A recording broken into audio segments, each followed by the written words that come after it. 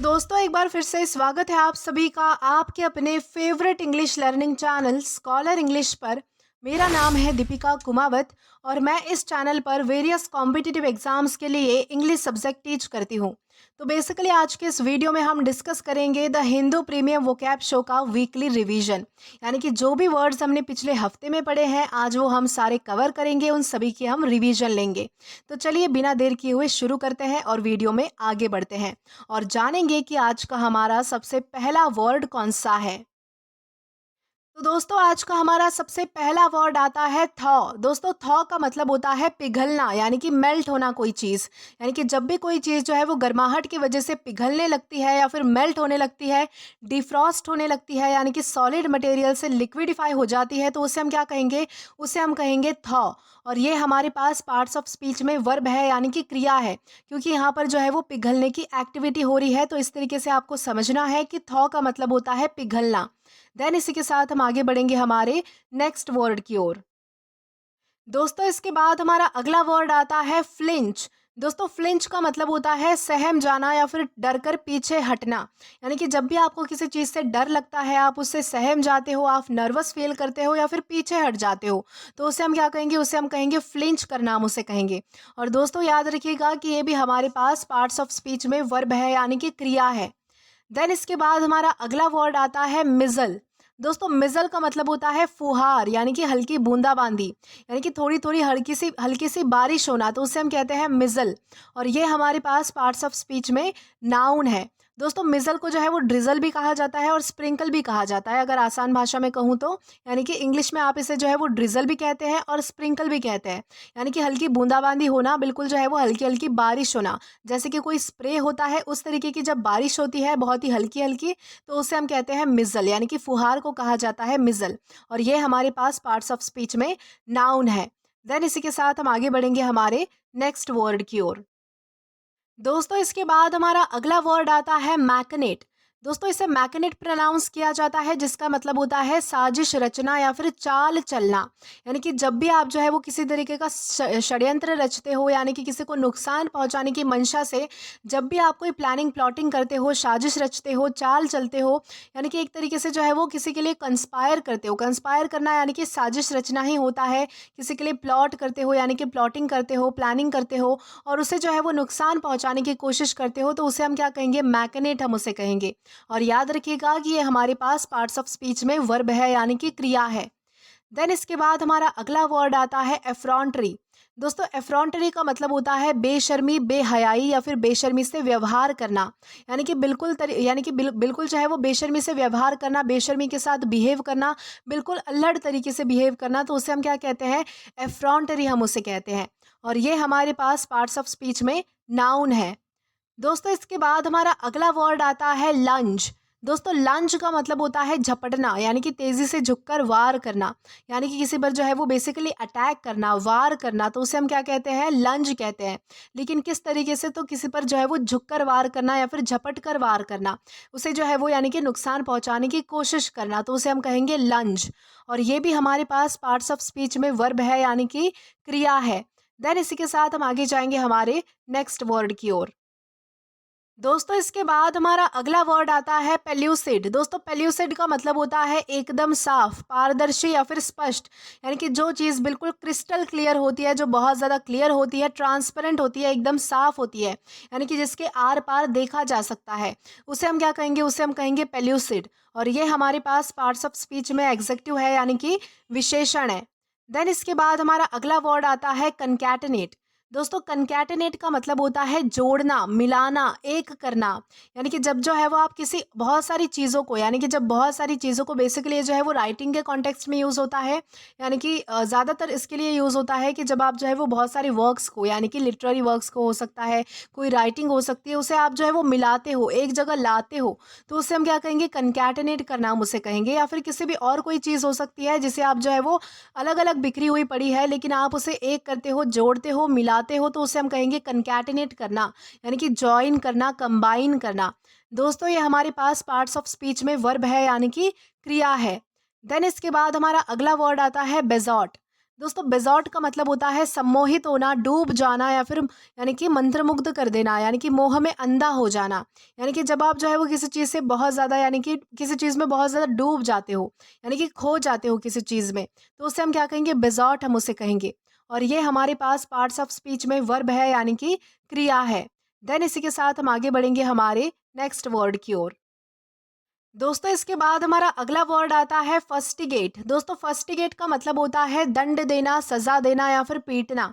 Basically ये जो फस्टिगेट word है वो ओल्ड टाइम्स में जिस तरह से पनिशमेंट दी जाती थी, यानी कि डंडे से पीटा जाता था, मारा जाता था, तो उसके लिए यूज़ होता है। यानी कि बेसिकली सजा देना, पीटना, सुधारने के लिए। यानी कि आपने बहुत बार सुना होगा अपने पेरेंट्स से भी कि हमारे टाइम में जो है वो मतलब कि टीचर जो है वो डंडे से पीटते थे, यानी कि हमें जो है वो बहुत ज़्यादा मतलब कि मारते थे हमारी गलती पर, ताकि हमारे अंदर सुधार आए। तो उस सज़ा को कहा जाता है फस्टिगेट, यानी कि फस्टिगेट करना। और दोस्तों ये हमारे पास पार्ट्स ऑफ स्पीच में वर्ब है, यानी कि क्रिया है। देन इसके बाद हमारा अगला वर्ड आता है इंटररेग्नम। दोस्तों इंटररेग्नम का मतलब होता है अंतराल शासन, यानी कि शासन विराम। जब कोई सरकार या राजा नहीं होता उस समय का जो यानी कि ठहराव होता है, उस समय में जो पॉज होता है, तो उसे हम कहते हैं अंतराल शासन। यानी कि बेसिकली इंटररेग्नम किसे कहा जाता है? कि जब कोई पहले वाला राजा था, सपोज करिए कि एक राजा था जिसका शासन अब खत्म हो चुका है, यानी कि उसका शासनकाल अब खत्म हो चुका है, लेकिन वहां से लेकर जब तक कोई दूसरा राजा नहीं बन जाता, यानी कि जब तक कोई दूसरा राजा नहीं आता, दूसरी सरकार नहीं बनती, तो उस समय में जो टाइम गैप रहा है, यानी कि उस समय का जो बीच का पॉज रहा है, तो उसे हम क्या कहेंगे? इंटररेग्नम कहेंगे। जहां पर कोई भी रूल नहीं कर रहा है, किसी की भी सत्ता नहीं होती, तो उसे कहा जाएगा इंटररेग्नम। तो इस तरीके से हम जो है वो इंटररेग्नम को समझ सकते हैं। और ये हमारे पास पार्ट्स ऑफ स्पीच में नाउन है। देन इसके बाद हमारा अगला वर्ड आता है ब्लाइट। दोस्तों ब्लाइट का मतलब होता है रोग, विपत्ति, बर्बादी या फिर नुकसान। ये जो ब्लाइट वर्ड है वो या तो बीमारी यानी कि रोग के लिए यूज होता है, विपत्ति यानी कि मुसीबत के लिए यूज होता है, या फिर बर्बादी या फिर नुकसान के लिए यूज होता है। तो इन चारों ही कॉन्टेक्स्ट में हम जो है वो ब्लाइट का यूज कर सकते हैं। और दोस्तों ये भी हमारे पास पार्ट्स ऑफ स्पीच में नाउन है। देन इसके बाद हमारा अगला वर्ड आता है सॉव। दोस्तों सॉव का मतलब होता है मिलनसार या फिर आकर्षक, यानी कि डिसिप्लिन और अट्रैक्टिव। यानी कि ये जो वर्ड है वो स्पेशली किसी मेल के लिए यूज होता है, यानी कि जेंट्स के लिए, पुरुष के लिए लिए यूज होता है। जो व्यक्ति बहुत ज़्यादा मतलब कि अच्छे से पेश आता है, बहुत ज़्यादा डिसिप्लिन होता है, अट्रैक्टिव होता है, पोलाइट होता है, कॉन्फिडेंट होता है, तो उसके लिए हम यूज़ करते हैं सॉव। यानी कि जो बहुत ज़्यादा अच्छे से पेश आता है, तो उसे हम कहेंगे सॉव। और याद रखना है कि ये जो है वो पुरुषों के लिए यानी कि मेल के लिए यूज़ होता है। और दोस्तों ये जो हमारा वर्ड है वो पार्ट्स ऑफ स्पीच में एग्जेक्टिव है, यानी कि विशेषण है। दोस्तों इसके बाद हमारा अगला वर्ड आता है रमेज। दोस्तों रमेज का मतलब होता है ढूंढना, छानबीन करना, तलाशना। यानी कि जब आप किसी चीज़ को बहुत ज़्यादा बेचैन होकर ढूंढते हो, यानी कि उसके लिए सर्च करते हो, छानबीन करते हो, आप जो है वो थोड़ा नर्वसनेस के साथ उसके लिए उसे ढूंढते हो। क्योंकि अगर आपको वो चीज़ नहीं मिलती है तो आपके बहुत सारे काम रुक जाते हैं, यानी कि आपके बहुत सारे काम जो है वो नहीं हो पाते हैं। तो उसे हम क्या कहेंगे? रमेज करना हम उसे कहेंगे। यानी कि एक तरीके से बेचैन होकर किसी चीज़ को ढूंढना, बहुत ही नर्वसनेस के साथ किसी चीज़ को ढूंढना, डर के साथ ढूंढना, तो उसे हम कहते हैं रमेज। और ये हमारे पास पार्ट्स ऑफ स्पीच में वर्ब है, यानी कि क्रिया है। दोस्तों इसके बाद हमारा अगला वर्ड आता है स्विवल। दोस्तों स्विवल का मतलब होता है घुमाना, यानी कि रोटेट करना, स्पिन करना, यानी कि किसी को गोल गोल घुमाना, तो उसे हम क्या कहेंगे? स्विवल हम उसे कहेंगे। और ये हमारे पास पार्ट्स ऑफ स्पीच में वर्ब है, यानी कि क्रिया है। देन इसके बाद हमारा अगला वर्ड आता है स्क्वॉल। दोस्तों स्क्वॉल का मतलब होता है आंधी तूफान, यानी कि तेज हवा के साथ अचानक तूफान आना, स्पेशली बारिश के साथ, तो उसे कहा जाता है स्क्वॉल। स्क्वॉल का मतलब होता है आंधी और तूफान। और ये हमारे पास पार्ट्स ऑफ स्पीच में नाउन है। देन इसके बाद हमारा अगला वर्ड आता है इनएब्रिएट। दोस्तों इनएब्रिएट का मतलब होता है नशे में चूर करना, किसी को नशे की हालत में लाना, या फिर शराब शराब पिलाकर किसी को नशे में डालना। यानी कि बेसिकली किसी को नशा करवाना, यानी कि जब कोई एक व्यक्ति दूसरे व्यक्ति को नशा करवाता है, उसे जो है वो नशीले पदार्थ खिलाता पिलाता है, तो उसे हम क्या कहेंगे? इनएब्रिएट करना हम उसे कहेंगे। यानी कि किसी व्यक्ति को नशे में डालना, उसे नशा करवाना, तो उसे कहा जाता है इनएब्रिएट। और ये हमारे पास पार्ट्स ऑफ स्पीच में वर्ब है, यानी कि क्रिया है। देन इसके बाद हमारा अगला वर्ड आता है स्पायल। दोस्तों स्पायल का मतलब होता है लंबा चौड़ा दिखावटी भाषण। लेकिन ये जो भाषण होता है वो प्रचार करने के लिए होता है। यानी कि जैसे कि आपने बहुत बार देखा होगा कि जैसे कोई सेल्समैन होते हैं या फिर जो एडवर्टाइज़ करते हैं, यानी कि आपने टीवीज़ में भी देखा होगा, टीवी में जो आप देखते हो एडवर्टाइज़मेंट, तो वहाँ पर आप देखते हो कि एक प्रोडक्ट होता है और उसके बारे में जो है वो बहुत सारी बातें बताई जाती है कि हमारा प्रोडक्ट किस तरीके से अच्छा है, सबसे बेस्ट है, इसके फ़ायदे क्या है, आपको क्या बेनिफिट मिल सकते हैं। तो इस तरीके का जो लंबा-चौड़ा भाषण दिया जाता है किसी व्यक्ति के द्वारा किसी व्यक्ति के द्वारा किसी प्रोडक्ट के लिए, उसे सेल करने के लिए, उसकी तारीफ़ करने के लिए, तो उसे हम क्या कहते हैं? स्पायल हम उसे कहते हैं, यानी कि लंबा-चौड़ा दिखावटी भाषण देना। किसी चीज़ का प्रचार करने के लिए, किसी चीज़ को एंडोर्स करने के लिए, तो उसे हम कहेंगे स्पायल। और ये हमारे पास पार्ट्स ऑफ स्पीच में नाउन है। दोस्तों इसके बाद हमारा अगला वर्ड आता है फ़ोरलॉर्न। दोस्तों फ़ोरलॉर्न का मतलब होता है उदास, निराश, जो अकेला छोड़ा गया या फिर बहुत ज़्यादा निराश महसूस करता है, बहुत ज़्यादा दुखी महसूस करता है। यानी कि ऐसा व्यक्ति जिसे लगता है कि मैं अकेला हूँ, मुझे सबने छोड़ दिया है, तो उसे हम फ़ोरलॉर्न कहते हैं। या फिर एक दूसरे कॉन्टेक्स्ट में अगर समझा जाए तो उसे इसे भी हम फ़ोरलॉर्न कह सकते हैं, जो अनाथ होता है, जिसका कोई नहीं होता। यानी कि बेसिकली एक तरीके से जो छोड़ा गया है, जो अकेला है, उसे ही हम जो है वो फ़ोरलॉर्न कहते हैं। दोस्तों ये हमारे पास पार्ट्स ऑफ स्पीच में एग्जेक्टिव है, यानी कि विशेषण है। देन इसके बाद हमारा अगला वर्ड आता है प्यूजेंट।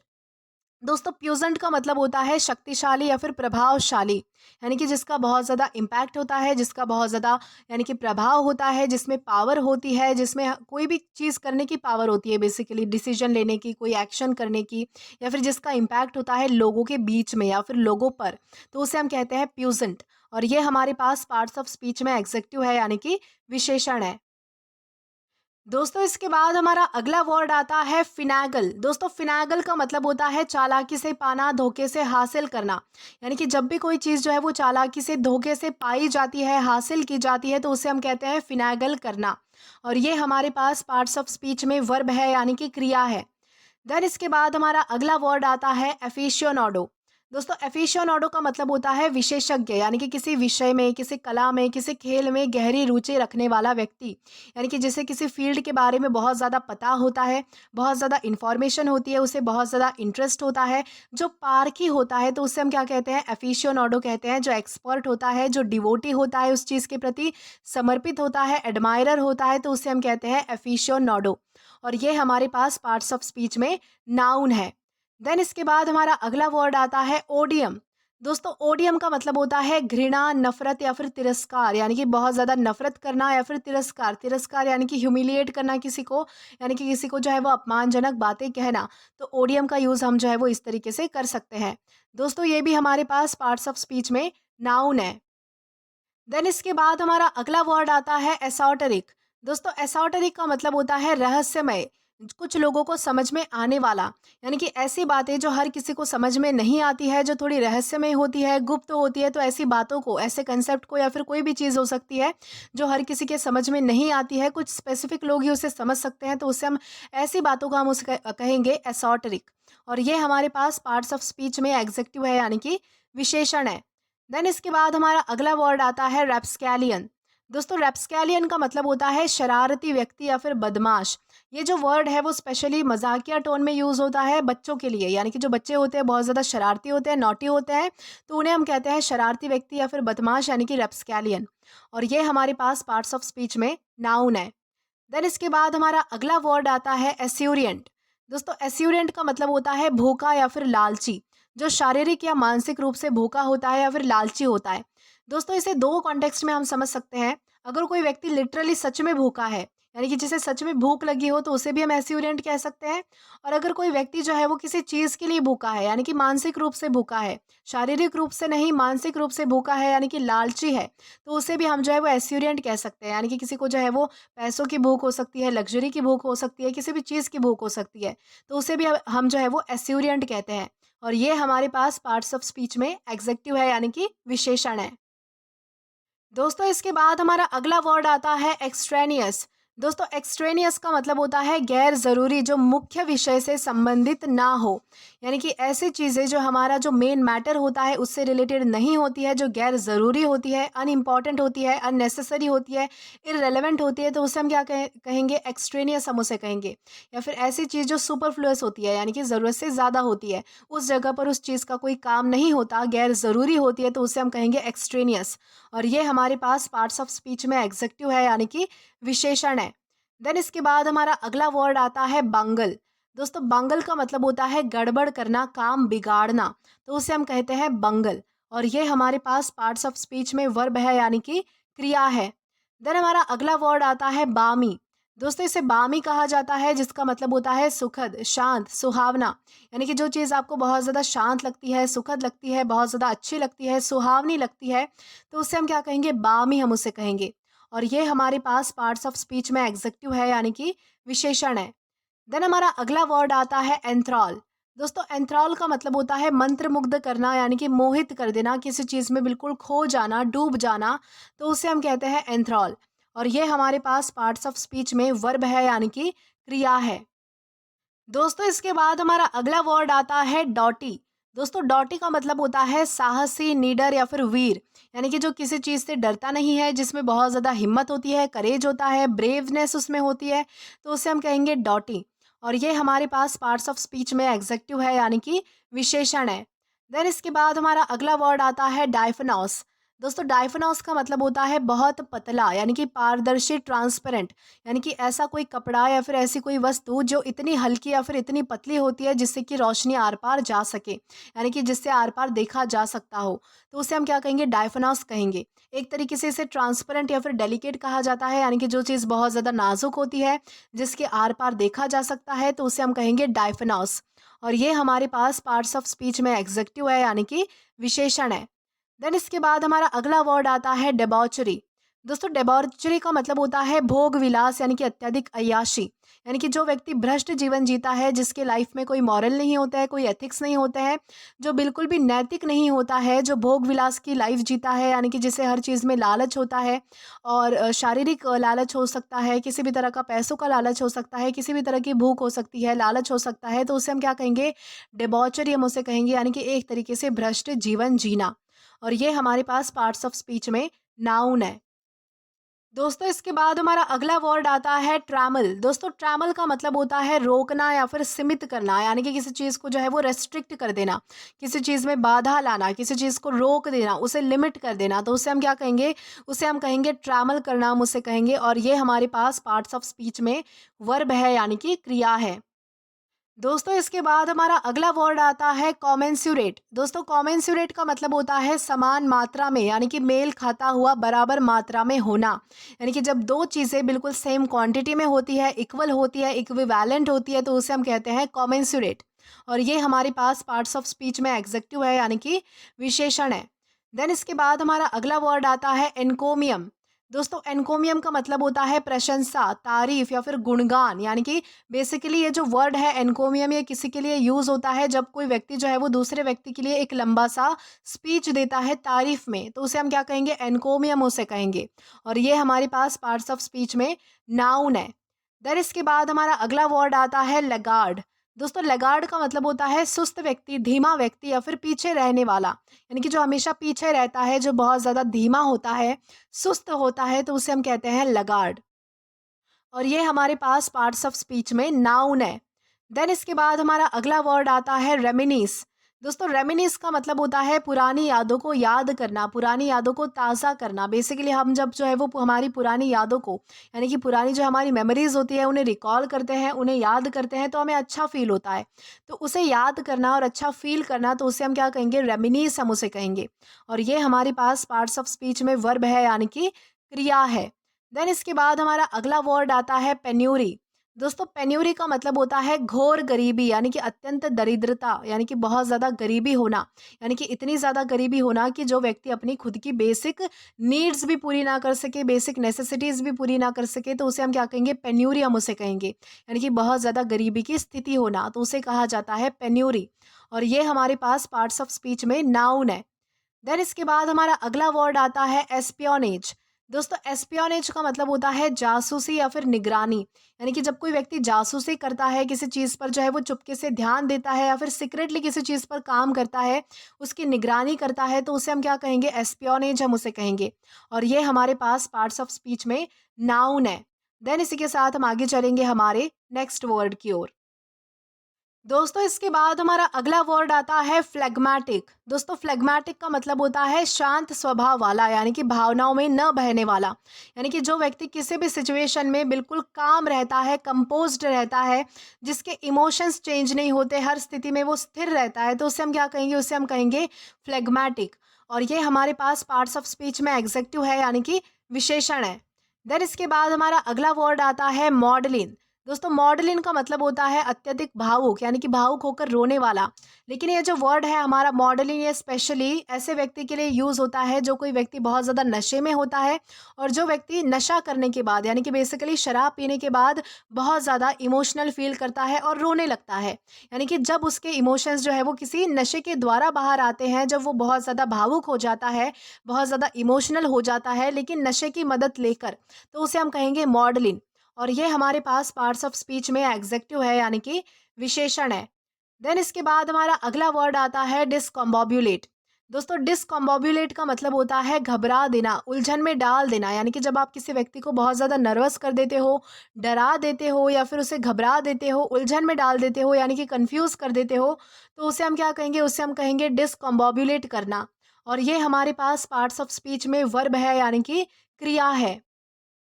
देन इसके बाद हमारा अगला वर्ड आता है ब्रैकिश।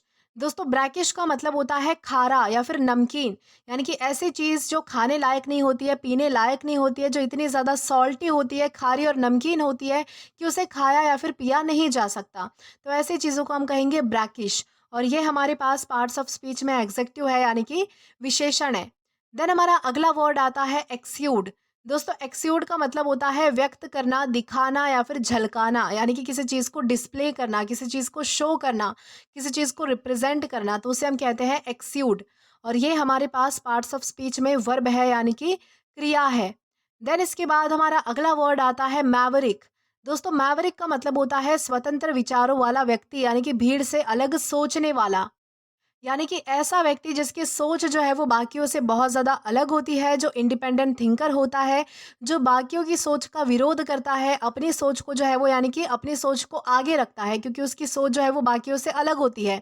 जो जो पारंपरिक सोच को जो है वो फॉलो नहीं करता है, यानी कि जो एक आइडियल सोच होती है उसको फॉलो नहीं करता है, जो जिसकी खुद की अपनी सोच होती है, तो उसे हम क्या कहेंगे? मैवरिक हम उसे कहेंगे।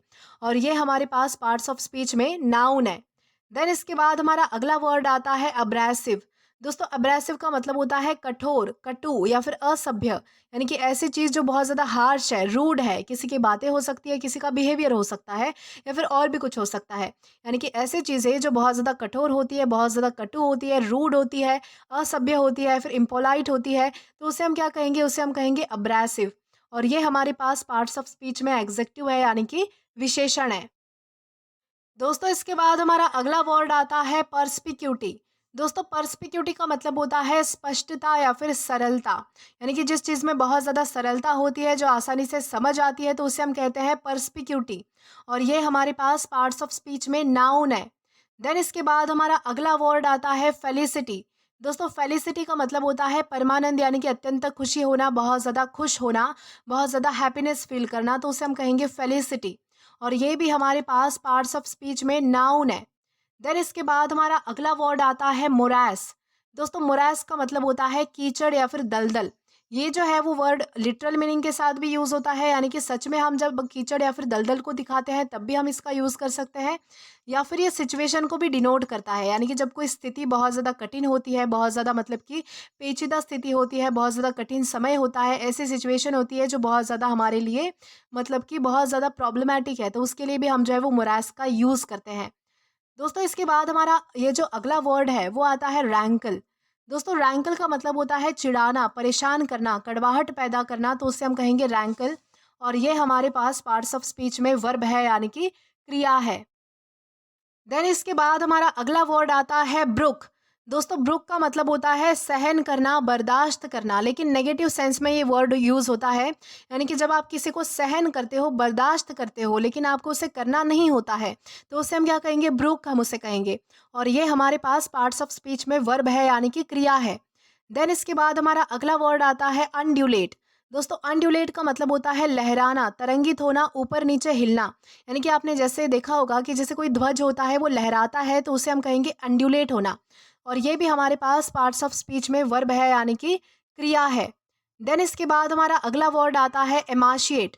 दोस्तों एमाशिएट का मतलब होता है कमज़ोर या फिर दुबला पतला हो जाना। यानी कि जो व्यक्ति शारीरिक रूप से बहुत ज़्यादा कमज़ोर हो जाता है, दुबला पतला हो जाता है, तो उसे हम कहेंगे एमाशिएट। देन इसके बाद हमारा अगला वर्ड आता है क्रोशेटी। दोस्तों क्रोशेटी का मतलब होता है चिड़चिड़ा, गुस्सैल या फिर मूडी।